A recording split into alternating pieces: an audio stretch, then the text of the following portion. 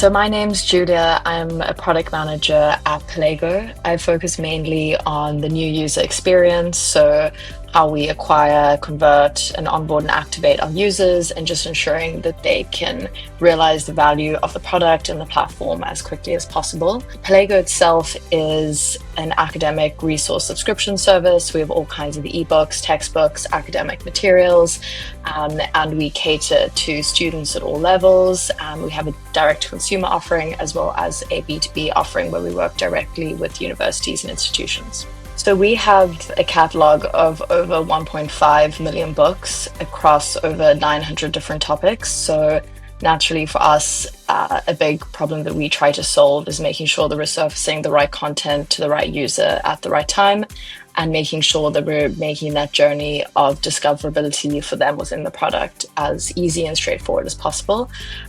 So we had been struggling to figure out how to approach this, and we tried a few different recommendation providers and a few different approaches to this, and we were just really struggling to deliver the personalized recommendations at scale, and also to kind of give our different product teams access to incorporate these recommendations for their specific needs in their different product areas. I think we were very interested to find a solution that had as little reliance on our engineering team as possible.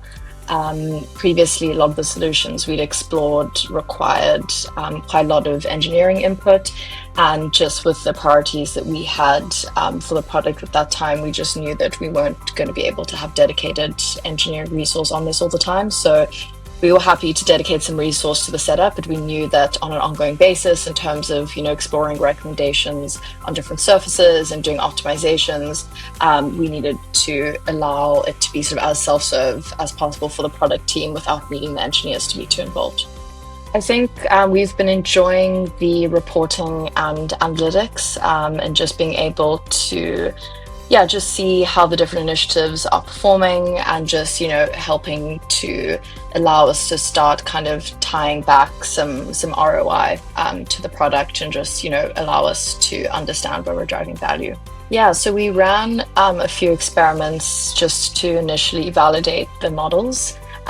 So we ran them in two key surfaces. So the first one was within our conversion funnel, where we recommend books directly to users to encourage them to convert and kind of, show the value for whatever, topic or subject area they're interested in.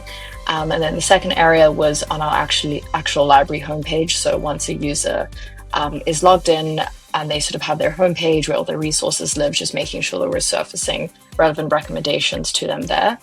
And then in addition to that, on the library homepage, we also tested some specific publisher boosting, which is a value proposition we have for the publishers we work with on the platform, just to allow us to boost new releases or premium content to users.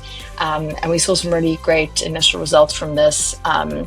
We saw an almost 400% uplift in carousel engagement through our publisher boosting, which is really valuable for us to continue to drive value not only for the users but also for the publishers that we work with.